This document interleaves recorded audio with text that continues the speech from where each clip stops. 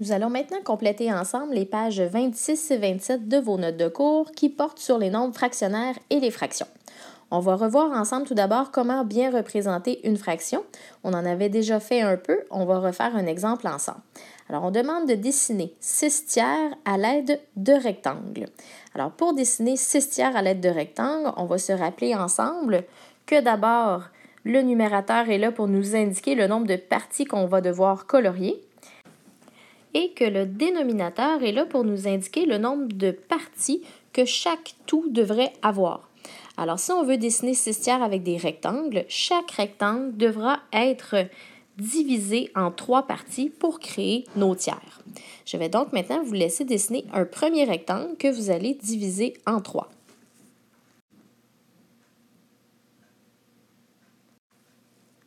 On obtient une forme comme celle-ci. Je vais vous demander de vous assurer d'avoir dessiné votre rectangle avec une règle. Donc, on s'assure, s'il vous plaît, que ce soit droit et que ce soit propre. On a un premier rectangle qui est divisé en 3 parties. Et étant donné qu'on nous demande 6 tiers, on va commencer par colorier les 3 parties de ce premier rectangle. Alors, vous vous en doutez, ça ne sera pas suffisant parce qu'on veut 6 tiers et non pas seulement 3 tiers. Donc, je vais vous laisser maintenant dessiner un deuxième rectangle dans lequel il faudra aussi faire des divisions pour obtenir des tiers, donc 3 parties.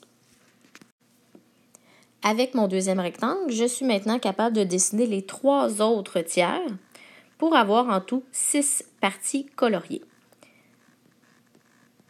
Alors, voici mon dessin complété.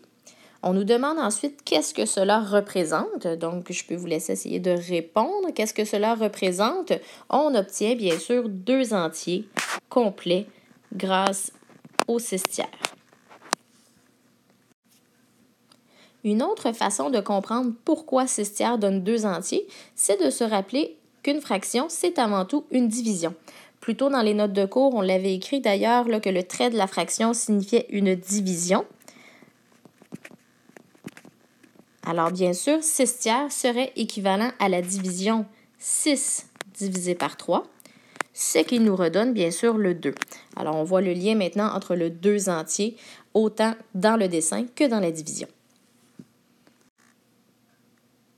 Ce que l'on veut maintenant noter, c'est que lorsqu'une fraction est plus grande que 1, donc 1 entier, on va pouvoir l'écrire sous 2 formes. Tout d'abord sous la forme d'une fraction, comme le 6 tiers de tout à l'heure.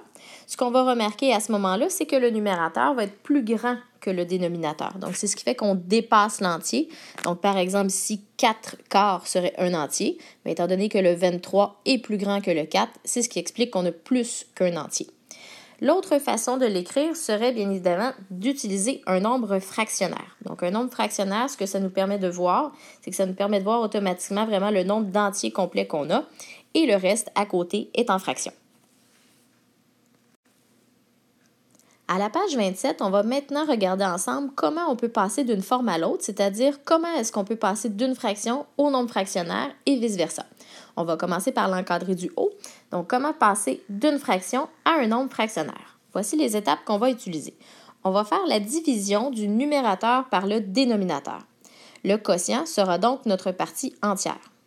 Ensuite, on va se servir du reste pour regarder quelle sera la fraction à côté de l'entier dans notre nombre fractionnaire.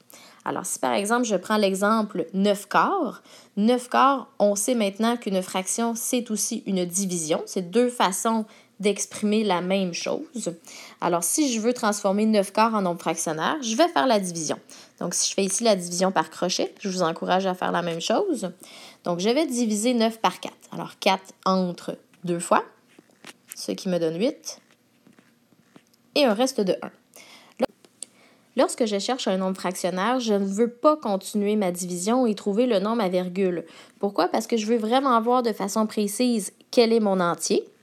Donc, si j'ai 2 entiers complets, c'est la raison pour laquelle il va être au début du nombre fractionnaire. Et ensuite, le reste me permet de voir combien est-ce qu'il me reste à diviser encore par 4. Donc, il me reste 1 que je n'ai pas encore divisé par 4. Et c'est la raison pour laquelle on a un petit 1 quart à côté de l'entier. On a donc notre réponse de 9 quarts en nombre fractionnaire qui est 2 entiers et 1 quart. Je vous fais un autre exemple en dessous pour revoir encore la façon de faire. Vous n'êtes pas obligé d'écrire cet exemple, c'est seulement pour se pratiquer une autre fois. Donc, vous avez la fraction 58/9 ici en dessous. On a donc vu que pour transformer une fraction en nombre fractionnaire, on faisait la division par crochet. Alors, on y va. 58 divisé par 9. On se demande 9 entre combien de fois dans 58? 9 entre 6 fois, ce qui donne 54. J'obtiens un reste de 4. J'arrête ici ma division. Encore une fois, c'est important de voir le nombre d'entiers et le reste. Je vous laisse essayer de placer les bons nombres à la bonne place dans le nombre fractionnaire et je vous explique dans quelques instants comment je peux placer mes nombres si vous n'êtes pas en mesure de le faire par vous-même.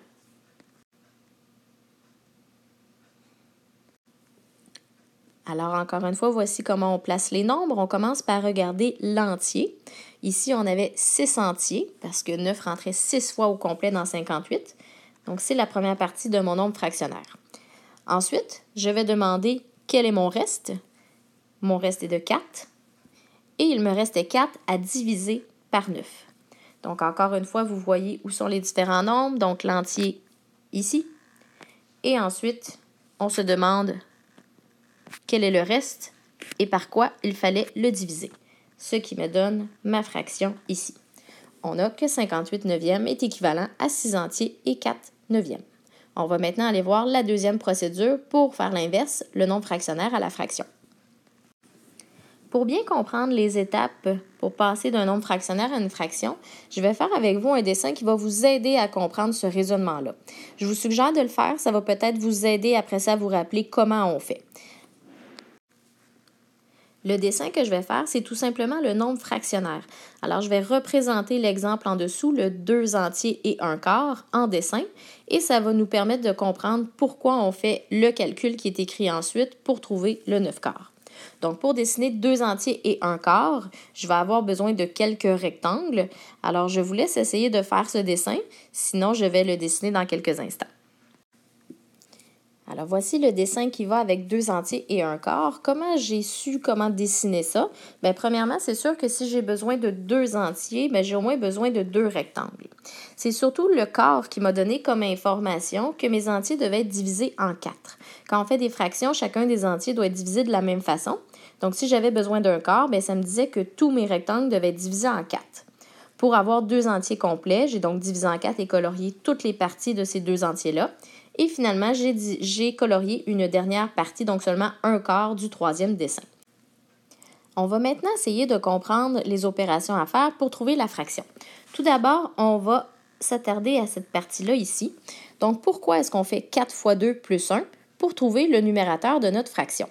Le 4 fois 2, d'où il vient? Donc, si je regarde mes étapes, on me dit de faire la multiplication de l'entier par le dénominateur. Alors, effectivement, l'entier ici qui est le 2, je le multiplie par le dénominateur. D'où ça vient le 4 fois 2? Bien, c'est parce que si vous remarquez, j'ai 2 entiers qui ont chacun 4 parties coloriées. Ensuite, le plus 1, bien, le plus 1, c'est la petite partie ici qu'il faut que j'ajoute, donc qui était coloriée aussi sur mon autre entier qui n'était pas complet. Donc, à quoi ça sert de faire 2 fois 4 plus 1? Bien, 2 fois 4, ça me donne 8, plus la petite partie qui était coloriée sur mon 3e dessin, ça me permet de déterminer qu'en tout, il y a 9 parties qui ont été coloriées.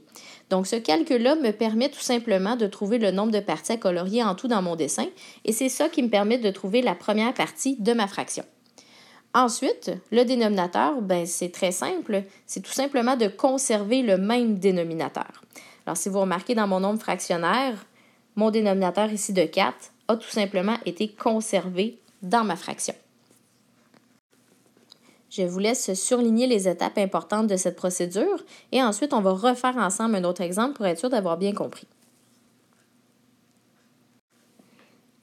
Voici un exemple supplémentaire. Ce n'est pas un exemple que vous avez dans vos notes de cours, c'est simplement pour se repratiquer une dernière fois avant de faire les exercices au bas de la page. Alors, si on a bien compris, nos étapes pour transformer un nombre fractionnaire en fraction. La première étape est de multiplier l'entier par le dénominateur. Pourquoi? Pour savoir en tout combien il y a de parties de colorier dans ces 4 entiers. Alors, 4 fois 8, c'est la première étape. Ensuite, ça va être d'additionner le numérateur. Vous allez voir, souvent, je vais faire ces petites flèches-là, donc je vais vous dire qu'on va faire le tour. Donc, on commence par multiplier le 4 et le 8, et ensuite, à ce résultat-là, on va additionner le 7. Alors, 4 fois 8 plus 7, ça, c'est le calcul pour trouver mon numérateur. Pour ce qui est du dénominateur, c'est vraiment pas compliqué. On garde tout simplement le même. Alors, mon dénominateur ici était 8. On va tout simplement garder ce 8 comme dénominateur. Il nous reste maintenant à calculer le numérateur. Alors, 4 fois 8 me donne 32 et 32 plus 7 me donne 39. On a donc 4 entiers et 7 huitièmes est équivalent à 39 huitièmes. Pour les exercices au bas de la page 27, je vous encourage à faire pause sur la capsule. Si vous vous sentez à l'aise de faire tous les exercices par vous-même, allez-y, tant mieux. Vous pourrez simplement vous corriger après en écoutant le restant de la capsule. Je fais un dernier exemple avec vous de chacun et après ça, vous allez voir, je vais aller un petit peu plus vite. Alors pour le A, 26 tiers, c'est une fraction. Je veux donc la transformer en nombre fractionnaire. On a vu que pour transformer une fraction en nombre fractionnaire, il fallait faire la division, mais arrêter la division avant de trouver le nombre à virgule. Alors 26 tiers, je vais faire la division. C'est-à-dire que je vais me demander 3 rentre combien de fois dans 26? 3 entre 8 fois, ce qui me donne 24 et un reste de 2.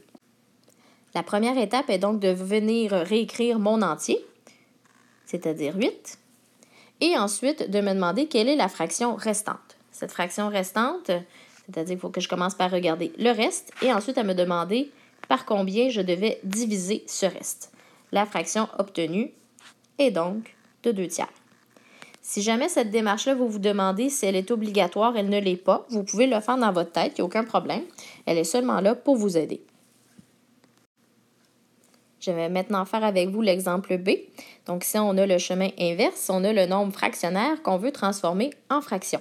Donc, vous allez voir, je vais faire un petit peu moins de démarche que l'autre exemple parce que le but, c'est d'aller un petit peu plus vite.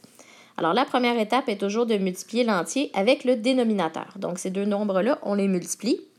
Et ensuite, à ce résultat-là, on va additionner le chiffre au numérateur. On obtient donc 35 fois 7 plus 3. Pas besoin d'écrire ce calcul-là, vous pouvez le faire dans votre tête. Alors, 5 fois 7 me donne 35, plus 3, 38. Et on se rappelle qu'il faut toujours garder le même dénominateur. Si on avait des septièmes, on est resté avec des septièmes, bien évidemment, peu importe si c'est une fraction ou un nombre fractionnaire.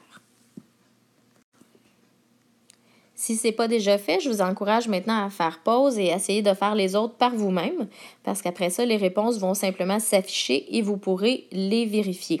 Juste une petite note là, pour les E et F. Si vous remarquez là, le petit moins devant, ça ne change absolument pas la façon de faire. Tout ce que ça va indiquer, c'est que dans votre réponse, il va y avoir un négatif. Donc, ça existe, des fractions et des nombres fractionnaires négatifs. Mais à ce moment-là, nécessairement, la réponse va aussi être négative. Mais la façon de faire est exactement la même. Alors, je vous encourage à faire pause encore une fois. Les réponses vont s'afficher dans quelques instants.